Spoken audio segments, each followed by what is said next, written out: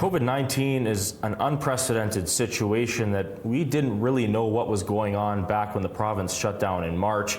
And obviously the same was with Hockey Manitoba. You know, hockey had to shut down.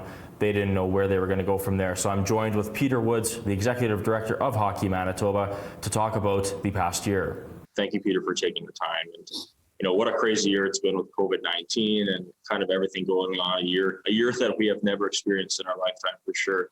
So, you know, kind of let's turn the clock back here to, you know, around St. Patrick's Day when the province shut down due to the ongoing COVID situation. So, you know, what was going through your mind at that time when, you know, the province had to shut down because of this new virus? Things had changed dramatically, and we called for a shutdown, and it was supported unanimously by all the branches across the country, and Hockey Manitoba being one of them that voted in favor of shutting hockey down at that time. So things moved very quickly. You know, the night before, hockey had, or earlier that day, I believe, hockey had shut down by the National Hockey League, the American Hockey League, Major Junior.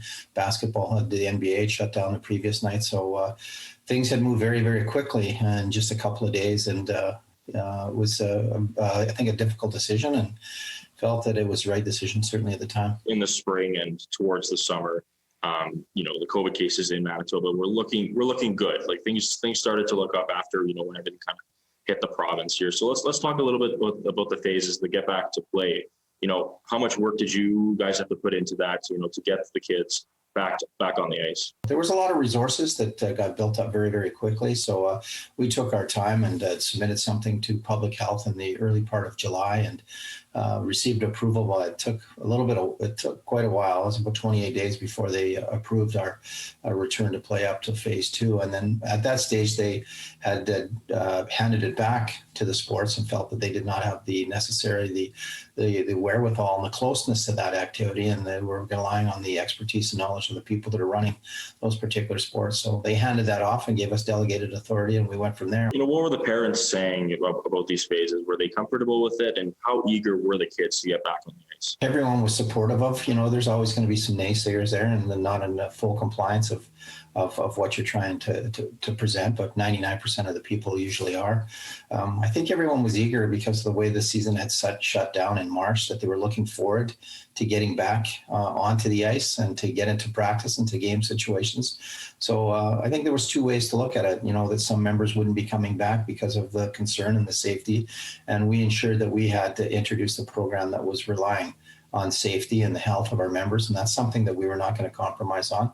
So, and then there's other members that wanted to make sure that they got back and recognize the value of sports in their daily lives, and certainly for the mental and physical and emotional health of their children. Just as we thought things were kind of getting better, you know, kids started going back to school, people started going back to work in September, October, November, and now even December.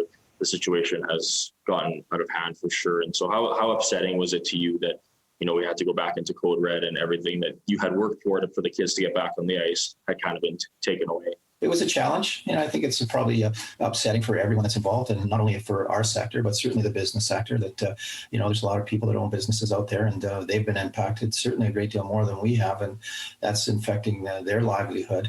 Sports is important, but it's not essential as it's some of those other programs and businesses are out there. Where do you see hockey in Manitoba in 2021?